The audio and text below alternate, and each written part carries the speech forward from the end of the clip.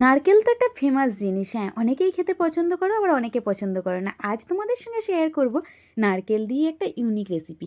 হ্যাঁ, আশা করি থাম্বনেল থেকে তোমরা অনেকেই বুঝে গেছো, আবার অনেকে জানতে চাইছো জিনিসটা কি। তো চলো চলো তোমাদের জন্য, দেখেছো কতটা সফট হয়েছে।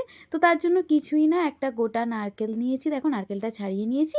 নারকেল জানো তো কেরালায় ভীষণ বিখ্যাত, ওখানকার সব রেসিপিতেই নাকি একটু আধটু নারকেল ব্যবহার করা হয়। তো আমি একটা দিদিভাইয়ের ভিডিওতেই দেখেছিলাম, বাট আমি সেভাবে জানি না।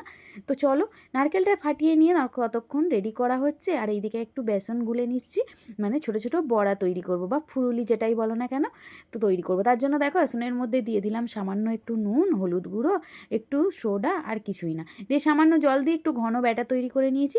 আর এই যে দেখো নারকেলটা ততক্ষণ কুড়া হচ্ছে, কুড়া রেডি হয়ে গেছে। এরপর একটু সামান্য ঈষৎ গরম জল দিয়ে নারকেলের যে দুধ সেটা বার করে নেব, বা নারকেলের রস বলতে পারো। এই যে দেখো, খুব সুন্দর করে ভালো করে বার করে নিতে হবে, যাতে দেখবে বেশ খানিকটা ঘন এইরকম লিকুইড মিল্ক আমরা পেয়ে যাব। তো সেটা রেডি করে রেখে দিলাম। দেন চলো কড়াই বসিয়ে তাতে তেল গরম করে তার মধ্যে এই যে বড়াটা করব বললাম, সেই বড়াটা রেডি করে নিচ্ছি।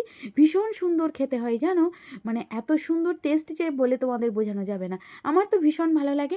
নারকেলের কোনো রেসিপি বললে সবসময় যে মালাইকারি খেতে হবে নারকেল দিয়ে, চিংড়ি মাছ দিয়ে, তা না, মাঝে মাঝে এগুলোও কিন্তু ট্রাই করতেই পারো। দেখেছো কত সুন্দর হয়েছে বড়াগুলো, ভীষণ টেস্টি না? চলো, এরপর লাগবে আমড়া। টকের জন্য তোমরা আমড়ার পরিবর্তে তেঁতুলও ইউজ করতে পারো, এটা অপশনাল। সামান্য একটু টক মিষ্টি ভাব থাকে, তার জন্য খেতে ভীষণ ভালো লাগে। তো চলো, এই যে আমড়াগুলো এবার খোসা ছাড়িয়ে নিয়ে ছোটো ছোটো সরু সরু করে পিস করে নেব। আমি যেহেতু অল্প পরিমাণে বানাবো, তাই দুটো আমড়া এখানে নিয়েছি, 2 থেকে 3টে, বেশি না। তো আমড়াগুলো দেখো ছোটো ছোটো করে পিস করে নিয়েছি।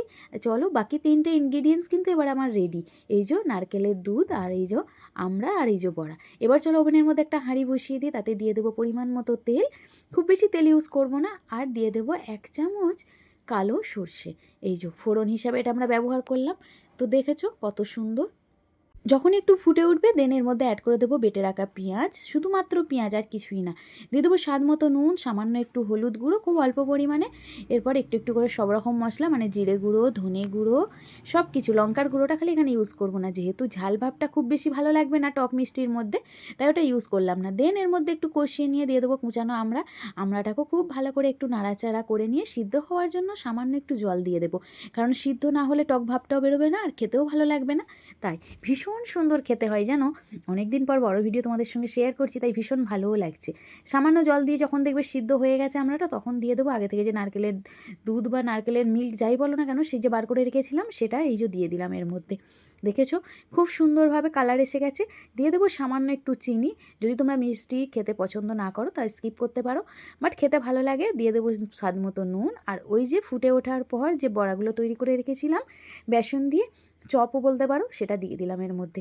এই যে দেখো, দেওয়ার পর খানিকক্ষণ 5 থেকে 7 মিনিট একটু ফুটিয়ে নিলেই কিন্তু এইরকম সুন্দর ঘন গ্রেভিযুক্ত নারকেলের রেসিপি কিন্তু একদম রেডি, যেটা খেতে যেমন সুন্দর, দেখতে তো ভীষণ সুন্দর, ভীষণ সুন্দর, বলার কিছু নেই।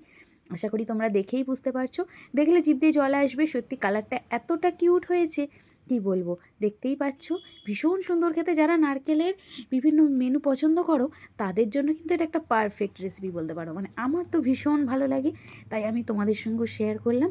চাইলে তোমরা চটপট একবার ট্রাই করে দেখতে পারো। গরম গরম ভাতের সঙ্গে কিন্তু ভীষণ জমে যাবে জানো, তাই আমিও একটু গরম ভাতের সঙ্গে নিয়ে নিলাম। দেখেছো ভীষণ ভালো লাগছিল জানো, আর এতটা সফট হয়েছিল যে বলে বোঝানো যাবে না তোমাদের। মানে যেমন গ্রেভিটাও সুন্দর ছিল, আর এই যে বড়াটাও ভীষণ সফট হয়ে গিয়েছিলো। চলো চটপট ট্রাই করে কমেন্ট করো। বাই।